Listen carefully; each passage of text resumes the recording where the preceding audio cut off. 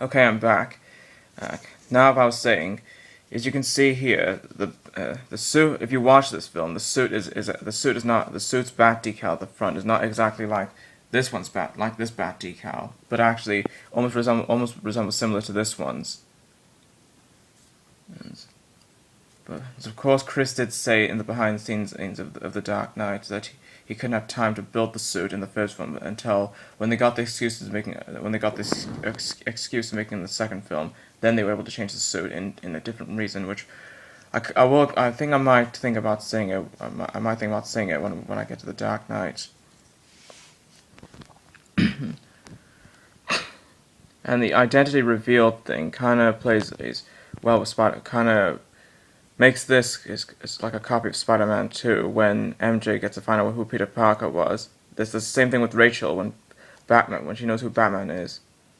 But of course, different from that is that he did not, unlike Spider-Man, where Parker had to take off his mask. He only did the shoulder to Otto to convince Otto to destroy the metal absorbing sun device.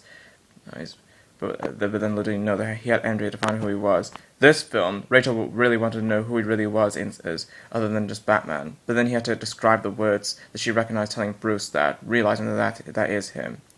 And different from how MJ can endure the fact that Spider-Man is still busy around suing in New York, Rachel doesn't have the patience on that. Rachel's character does not have the patience on that. She says if he's done protecting the city, then they become together. But of course you know in the Dark Knight they don't. And other villains introduced of their own, and compared to the old 4 classic Batman films, was Falcone and Scarecrow. That's it. Nothing more. Nothing more from the old classic films. The second film took off something from the old classic films as well as the third film did, and you know who they are. And of course, the suit. I just think I need to point out, but specifically is that, is that the bat decal almost like that. The belt is like that belt in the Lego 2008 Batman suit. This is all in one black, and the cape it doesn't have those. It doesn't have what looks like bat wing style on it. It used to be like It used to be like this regular cape style, which only flappens into this kind of shape when he hits the cape into a ridge shape.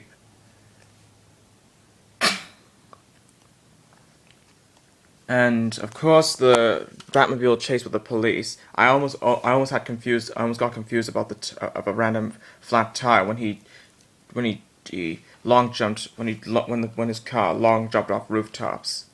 But of course, I think of course I should be wrong. That there was a flat tire used to be there can always be a flat tire laying on the roof. And when Raz quoted, "Surely man spends his nights scrambling the rooftops of Gotham," I'm kind of debated if whether he did.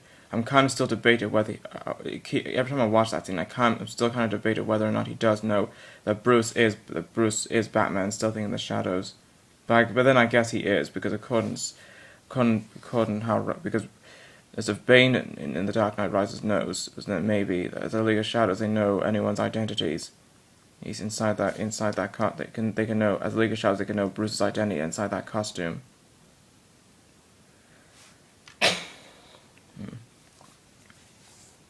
And when Raz mentioned he had a wife, I thought when Raz Al Ghul mentioned he once had a wife before she was taken, I thought he was bluffing into stating Bruce he's not the only one with a lost family. But then in the third film I was wrong. He did. The wife was actually the. Well, we'll go over about that later. Yeah.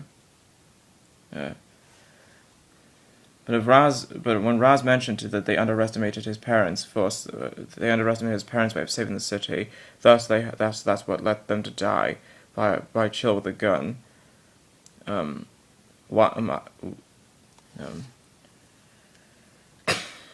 The one thing I don't get is.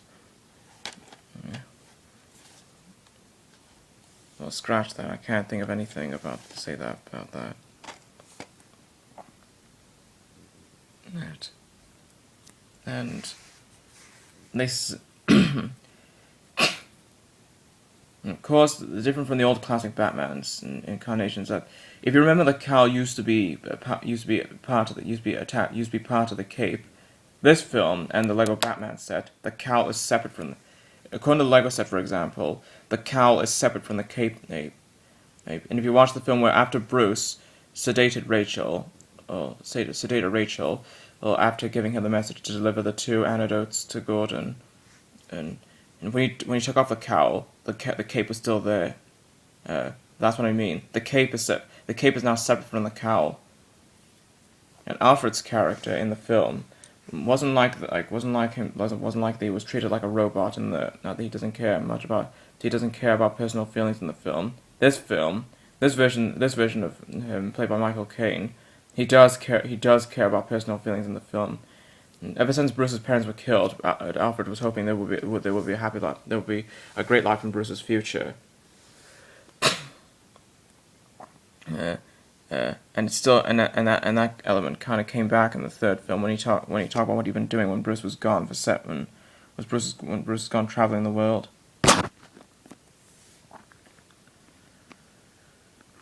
And now in this film I was able to understand about corrupt.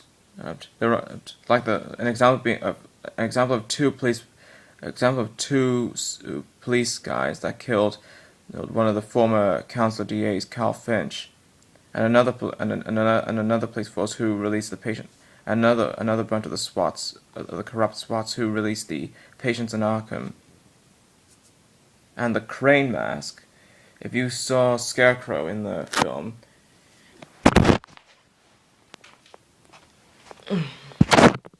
he used to be like an original Scarecrow painted on a crop field. His character is just a regular human suit. The only thing different is the mask. It's going to use Ra's al Ghul's blue flower to weaponize it to a fear gas. But the fear gas idea did kind of play off the Smilex gas in 1989's Batman, and the way they spread it, because the fact that they're victimizing everyone, and because the idea about that is that what they share the same is that they're victimizing everyone.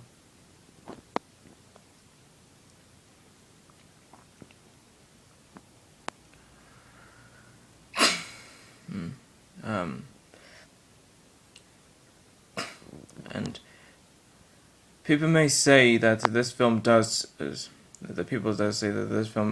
part of the next franchise that will continue making sequels. And I kept thinking, because of all Christopher Nolan's work, it used to be one draft and one draft only, and they never did a sequel on them. But this film marks one of Chris Nolan's projects that did make sequels.